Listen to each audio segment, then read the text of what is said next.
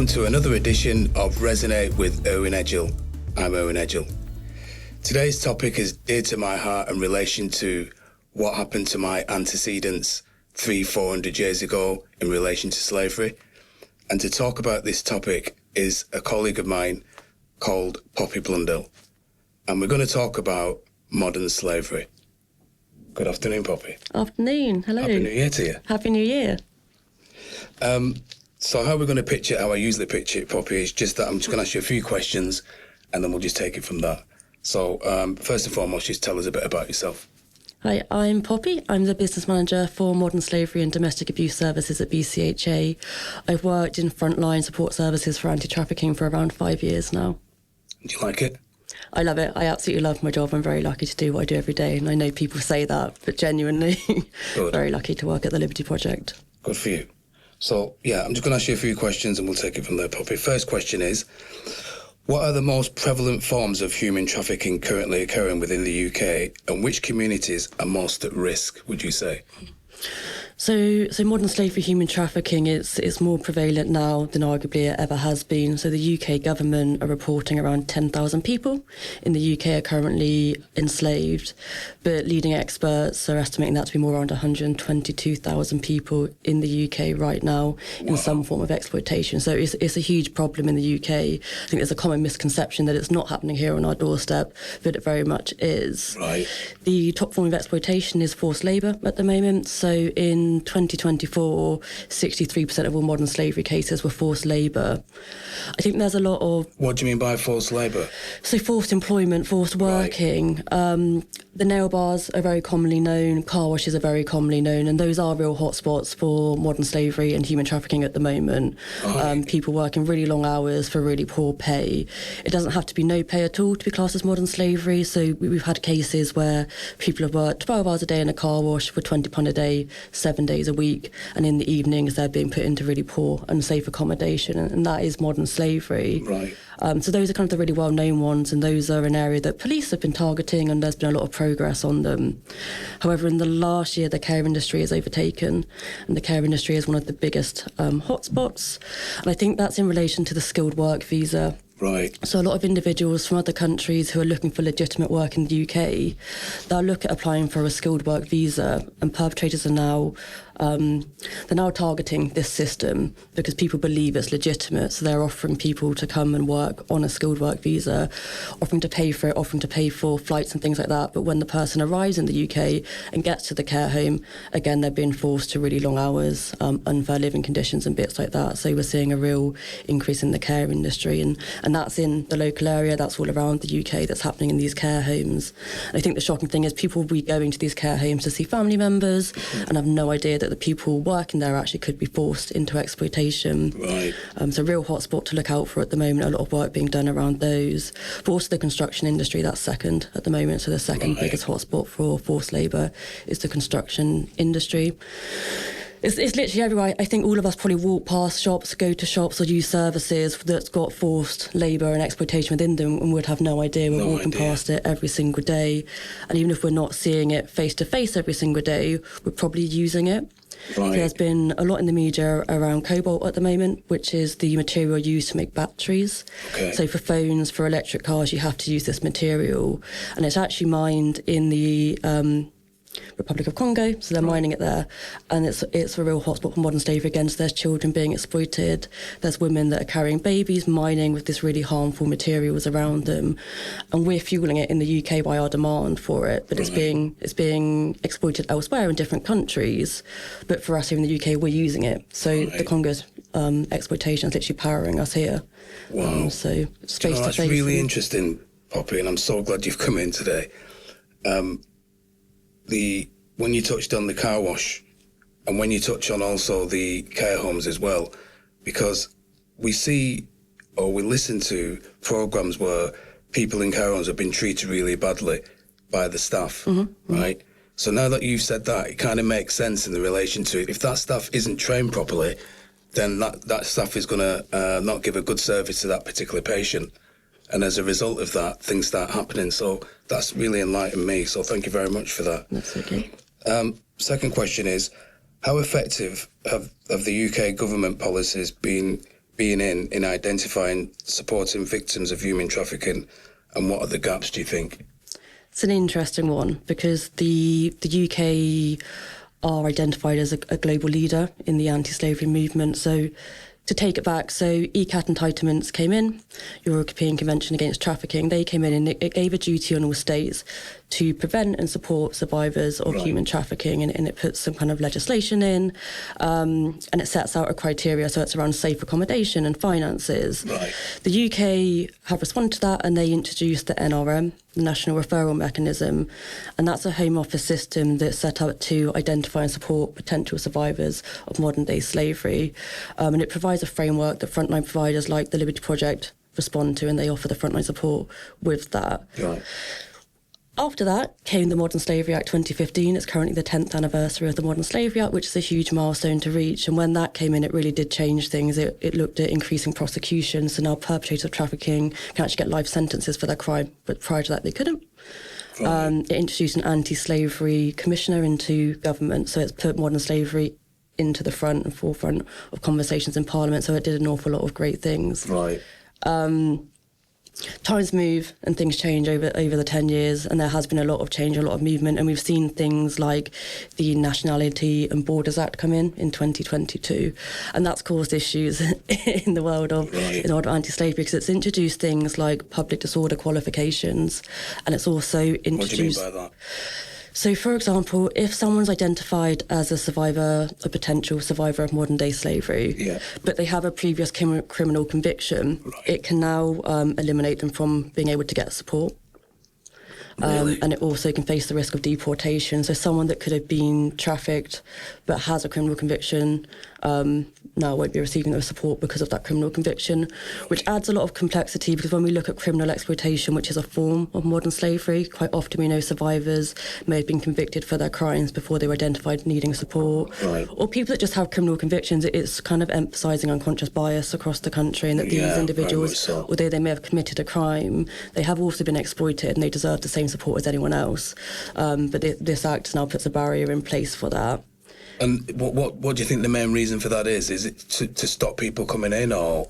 It's really difficult because people generally, I'm speaking very generally here, but people struggle to separate modern slavery and immigration, and people always put the two together, and this Act is putting the two together, and that's the issue, in that they're very separate.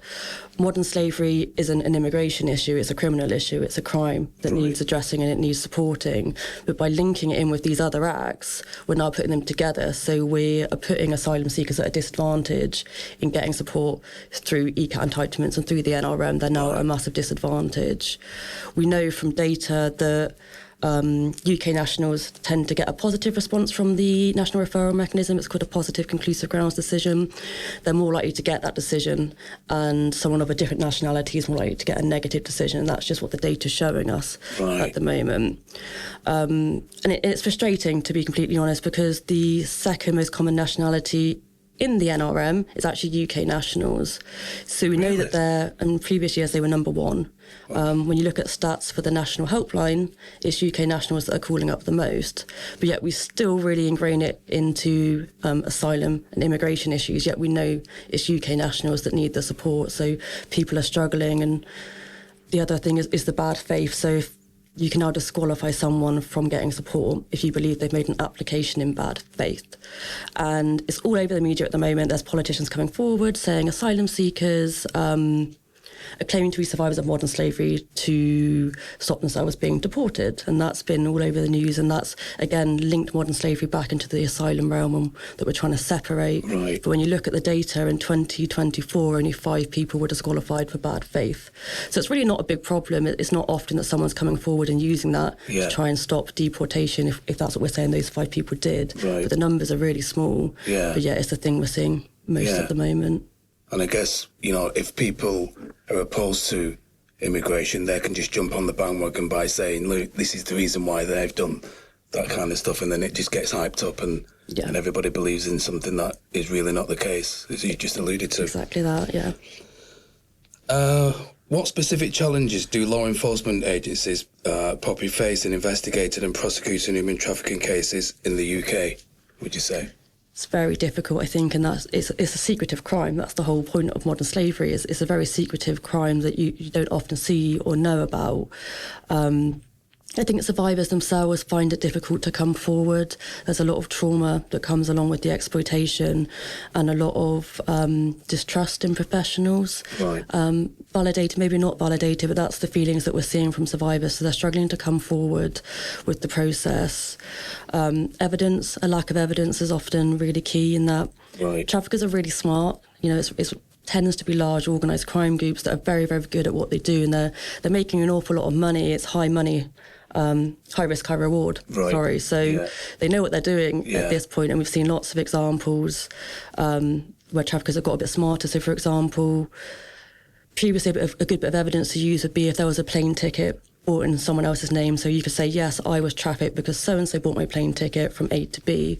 But what traffickers do these days is they'll send the money and the individual themselves might buy the ticket. And that's because it's deception. So there's lots of ways to decept someone. It could be through the boyfriend model, or if someone believes they're in a relationship, it could be fake job adverts. There's lots of ways you can decept someone. Right. But at the same time, what you're actually doing is making them buy the ticket themselves, which now loses the evidence. Okay. And there's loads of examples like that. So the police will struggle to pick up evidence a lot of the time. Sometimes we've had really awful cases of people, there's just too many perpetrators. So to get someone to sit there and identify their perpetrator is very difficult when there's been so many of them in these big organised crime groups. So that's quite often been a big barrier as well. And then I guess a bit of a gap with the Modern Slavery Act is if someone has experienced exploitation in another country, it can't be pursued in the UK criminal court system. Just one of the rules. So they may have been exploited in multiple countries and then ended up in the UK, but they wouldn't be able to pursue the investigation for the bits that happened in different countries. So that creates a barrier for a lot of survivors. Right. What's fascinating me, and I did mention right at the top of the conversation, Poppy, was, you know, my ancestors went through slavery 400 or 500 years ago. And for me, listening to you talk very intelligently and very eloquently about what's going on, it's almost like a thing's not changed. Do you know what I mean? Yeah. It feels like that. Mm-hmm. It really does feel like that. Okay, how does the UK Border Force detect and prevent trafficking at points of entry, and what improvements could be made, do you think? There's a few mechanisms in place around Border Force. So there's kind of scanning systems that will look at lorries, there's e-passport scanning, those kind of things. There are things in place to try and detect it. But there's always going to be gaps. And I think one of the biggest ones is around the boat crossings. Right. And people understanding the difference between people smuggling and human trafficking, because people smuggling, arguably there's consent involved. So you're paying someone to help you get on a boat and go to a different country, but trafficking is always without consent. Right. Smuggling's always across borders, trafficking's not always across borders, so there's differences between the two. But I think with the huge media attention around the boats, that often, because there's a lot of scrutiny, it doesn't allow for people to actually reflect on the people that have come off the boat and look at those that have been exploited and those that has been human trafficking and not people smuggling, and to offer the support, which I guess you could take it back to training around do Border Force have the specialist trauma-informed training to spot the vulnerabilities. Yeah. So there are definitely mechanisms in place and good mechanisms in place, but there's always going to be gaps in it, and traffickers do exploit the gaps in it. So it's trying to make sure that everyone understands the signs. Right. So when these people come through, they're not always detained. Right. And actually they're looking at, do they need a referral into the NRM instead? Okay. And that would sit separate to the asylum process. It's the whole point of trying to separate the two out, because they can still get the support that they need. And I guess the money side comes into it. Is it funded? Is it properly funded in terms of, you mentioned, trauma, detecting trauma within an individual? Are those organisations funded to be able to detect that, or is it just... It's a good question. I don't know to what level Border Force or organisations that are trained. They definitely have a level of training because they're in the hotspot. That we all know that's where, the easiest way to get someone across a border illegally, which human trafficking, you're probably going to most likely do it illegally unless they've bought the ticket or something like that. Right. So they will have a level of training, but I wouldn't know what level that is. Okay. All right. How accessible is support and rehabilitation services for trafficking survivors, and what barriers might prevent victims from seeking help? The UK do have a lot of support in place, and the Home Office have a contract called the Modern Slavery Victim Care Contract, where frontline providers provide that support through the NRM. Right. So a first responder, someone like a police officer, it could be hospital, there's lots of first responders around the UK, would identify a potential victim and then refer them into the single competent authority who would make a decision called a reasonable grounds decision. So they're saying, yes, possibly, but the threshold has changed for that. It was about 2023, they changed the threshold. So rather than someone making the decision saying they might be, they now have to make the decision, do I think they are? So it's slightly changed the threshold. So it's a bit harder to get into the NRM now. Right. Once you're in the NRM, you then get a package of support from frontline providers, and that will be safe accommodation, that will be finance, that will be legal aid, which highlights another barrier. An ECAT entitlement is that everyone's able to access legal aid as part of the NRM, and that's just for the modern slavery that they'll access the legal aid. But with the legal aid cuts that came in a few years ago, that's made it near impossible for all survivors to get access to legal aid. So there's a bit of trouble with meeting some of the entitlements that they are entitled to. Right. And following that process, they'll get what's called a conclusive grounds decision, and that's the Home Office saying yes on the balance of probabilities, on the proof that we have, they're a survivor, and then for that you need evidence. Right. Which again, there's challenges around getting evidence. A lot of the time survivors just don't have the evidence.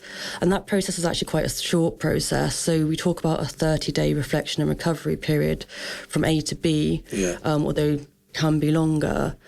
It's a really short time for a survivor who's experienced a lot of trauma to be making those decisions and to be getting that kind of evidence. It can feel very rushed. So the process itself, although it's great that there's a process in place and it's robust, can be a bit quick, so it can be a bit intimidating for survivors, and they don't always know the entire process. So you've got to spend a bit of time explaining the process, making sure they're happy with the process.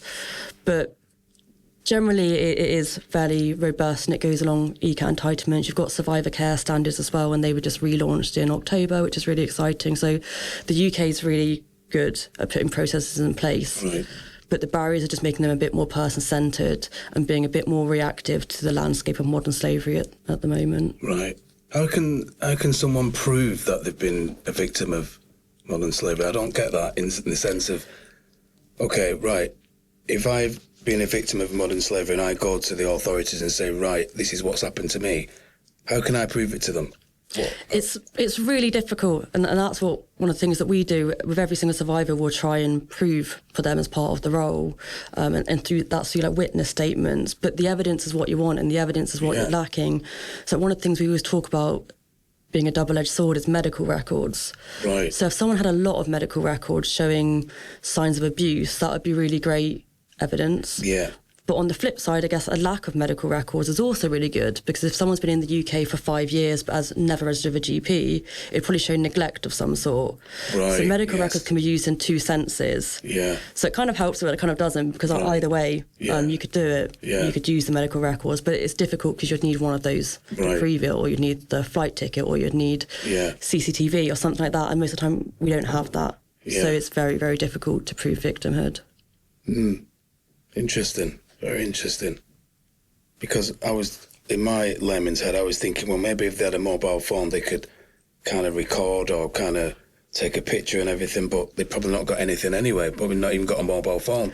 The difficulty of that is the context. So I've seen before, we've had photos of, unfortunately, bruises, but it's the context. So you can have a photo and you have a survivor saying, that's what happened to me. And that is their truth, and there's so much trauma behind that. But for an independent assessor looking at that, it's a picture of a bruise. Right.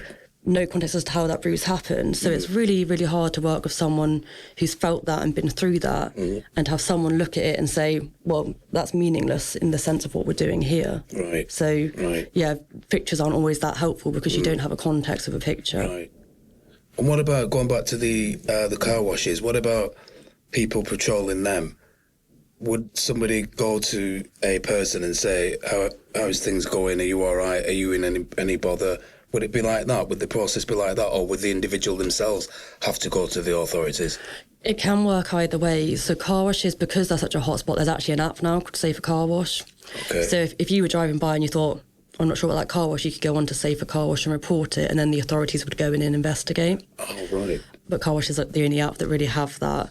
But it could also be the individual going to get help. But we know that survivors are unlikely to do that for multiple reasons, and it might be because they don't know. But quite often, traffickers, there'll be something keeping someone there, that there'll be a reason they can't just flee from that. Right. And they do use immigration status quite a lot. So they might have said to someone, I'll get your visa to come and work. When they arrive at the car wash and they realise that it's poor pay, poor conditions, they're being hurt, etc., they want to leave, the perpetrator will then say, I lied. You don't have a visa. So if you now go to the police, you're going to get deported. Look at the media. Right. Yes. And they will use the media to their advantage, and they'll say, you are here illegally now. It'll be awful if you go. So if you report me, you're only going to get yourself in trouble. You might as well take the £20 a day that I'm giving you. Right. So there'll be lots of tactics like that to keep people there. Yeah. So they're unlikely to leave. Yeah. Things like forced labour, police will regularly go in and check those. So you've got that. Yeah. Things like sexual exploitation, again, police will often bust brothels, approach ladies working on the streets, etc. Yeah. It's things like domestic servitude that are really impossible to detect because you're in someone's house. Right. Again, Yes. criminal, likely to commit a crime, get arrested, and the exploitation will come out through that channel. So if those three, there's kind of ways people might find out at some point, even if you're too scared or trapped to leave yourself. Yeah. But domestic servitude, you tend to be working in someone's home. Right. It's normally perpetuated by someone you know. Yeah. You're not leaving the house. Yeah. It's not a company. So Right.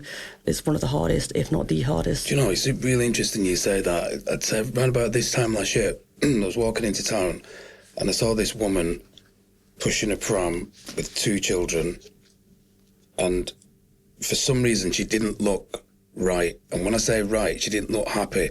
It's almost like, I remember thinking to myself, I wonder if she's doing that, I wonder if she's being exploited, but it just went out of my head. But now that we're having this conversation, she could well have been exploited, and in that term that you use, domestic servitude, could well have been like that. Because Poppy, she really did look sad. Now, I get it, when we go to work and everything, we get a bit tired and everything, but she really looked down and, yeah, interesting. Wow, open my eyes. So many questions I need to ask you. Time for pressing on. What role do public attitudes and awareness play in either enabling or challenging the prevalence of human trafficking within the UK? Huge, Right. in terms of the perception on it. And I think the public's perception is a big contributing factor to whether survivors will go to get support, accept the support, follow criminal prosecutions, and bits and bobs like that, because of the judgment. And without to keep going back to it, everyone's link between asylum and modern slavery has a huge factor on whether people are getting support at the moment, but also in terms of what the government want to do around this support. And the more that we will vocalise and the more that we will advocate, the more it's going to put it at the forefront of people's minds. And there's a lot of work to be done around support. I think I'm fortunate that in my role I get to see both worlds, the modern slavery world and the domestic abuse world. Right. And you look at all the work that's been done with domestic abuse and it's fantastic, and we could sit here and do a whole episode talking about domestic abuse as well. And we look at the Domestic Abuse Act 2021, it did things like identify children as survivors in their own right, and that's because of the advocacy, the sympathy of the general public, and all the work that's been done around VOG to try and get it at the forefront, and it's working. But I think we're just a tiny bit behind in modern slavery, because I don't think it's getting the sympathy and I don't think it's getting the recognition from the general public because of the links and the negative connotations that come with it. Right. Due to the immigration thing as well. I think, right? due to immigration, I think people don't see modern slavery as much of a problem because we don't think it happens here in the UK. Exactly. And that's the whole issue. It's behind closed doors. We don't really see it. And I don't know if we really take accountability for it as well. I mean, people still buy from Shein, and we've seen the photos of Shein, of people sleeping on the factory floor. We know it's modern slavery. Right. But it's one of the biggest retailers out there at the moment, but we're still buying it.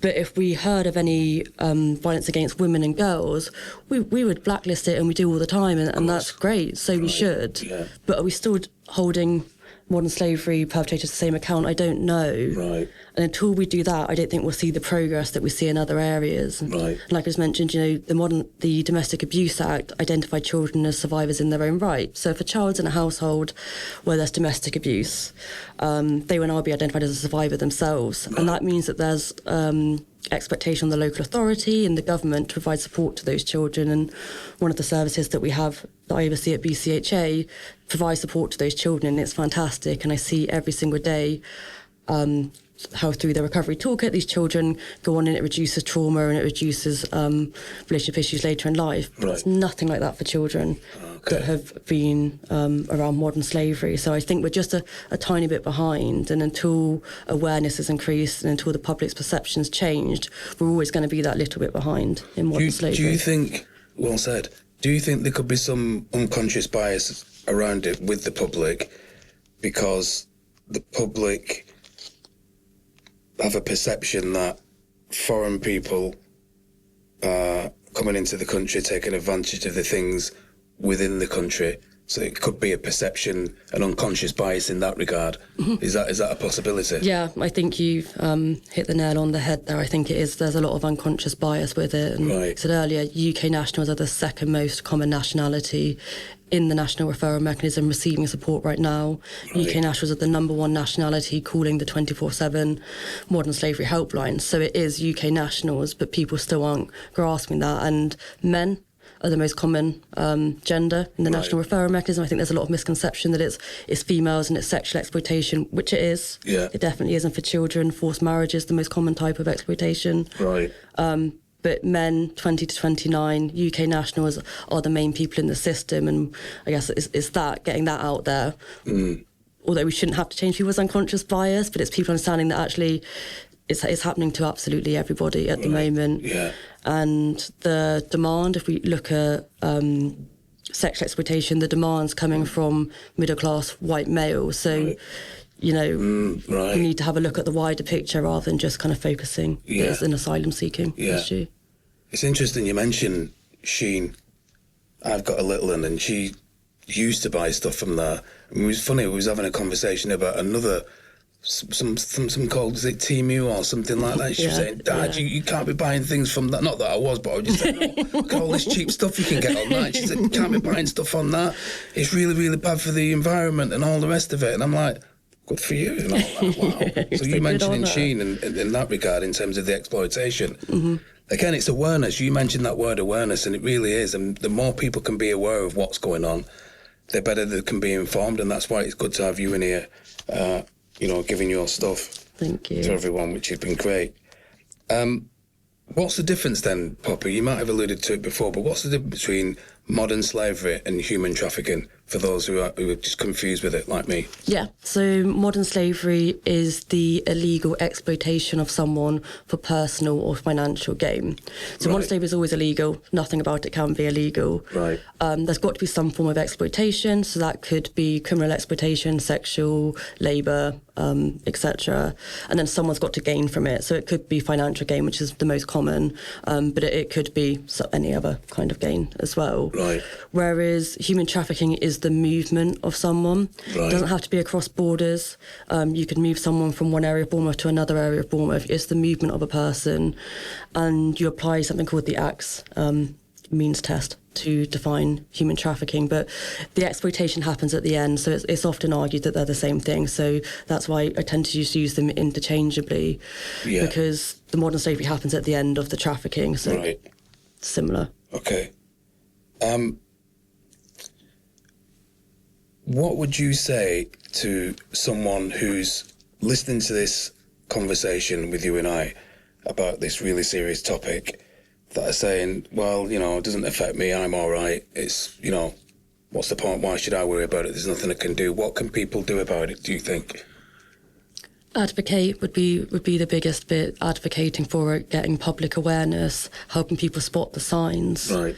People tend to be very good at spotting signs of abuse and neglect, but a lot of those can actually be signs of modern slavery as well. So it's advocating, it's getting awareness out there, it's making sure that local professionals have awareness of the issue as well. But it's also taking accountability. It's a bit like we spoke about with Sheen. It's taking about accountability that actually we can contribute to modern slavery, and it is our problem. Right. Because if we're going to continue buying off these websites, or we're going to continue using these services, we are accountable for that modern slavery as well. So it's looking at what we do day to day and taking accountability. So it's like advocacy, accountability, making sure that we're keeping modern slavery in the realm of modern slavery and identifying it for what it is. Are probably the main things that someone could do. And what about in the community that we live in, which is Bournemouth and Poole? What could people... I mean, you mentioned this is really going to stick in my mind now from now on when I'm driving past those car washes and getting my car washed. Again, is it... So somebody could be driving through a car wash and thinking that person doesn't look well, or that person looks like downtrodden.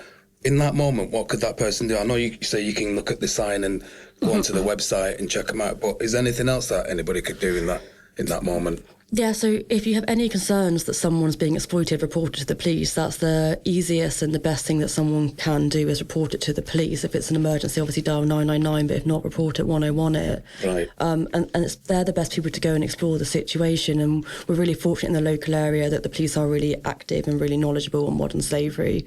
So report it, they'll go and investigate it, and they'll be able to go and look into it. There is also the National Modern Slavery Helpline, which is a 24/7 number that people can phone up. Probably wouldn't be best for that kind of thing, but if you're with someone and you had major concerns about them, you could always offer them that number, and they'd be able to phone up and get some advice and guidance, and they could make referrals into the right place. It really is just reporting it is the key thing. The more we can report it, the better. Okay. And that's interesting, because we did an episode with Dominic Weir on County Lines, and that was one of the questions that I asked him, and he said, you've just got to report it and keep reporting it. You've also got to be conscious that the authorities are just so busy that it might seem as though like they're not doing anything in terms of that reporting, and as a result most people just give up. But I guess it's persistence, isn't it? And just, you know... Exactly that. Like, it's so simple. Just report it and leave the experts to deal with it, because the police will link in with local modern slavery charities who can support them to go to these sites and to find out more. So there's all the systems in place behind the scenes. All we need the general public to do is to know the signs and report any concerns at all. And it's interesting that you mentioned county lines, because it's a form of modern slavery. Indeed. And it's one that's often really overlooked. As part of that whole criminal exploitation gets a lot less sympathy. And I think we're going back to unconscious bias, because you talk about sex trafficking and it evokes emotion. Yes. And people want to support and they want to help, because you can understand how that would be a horrific thing to go through. Right.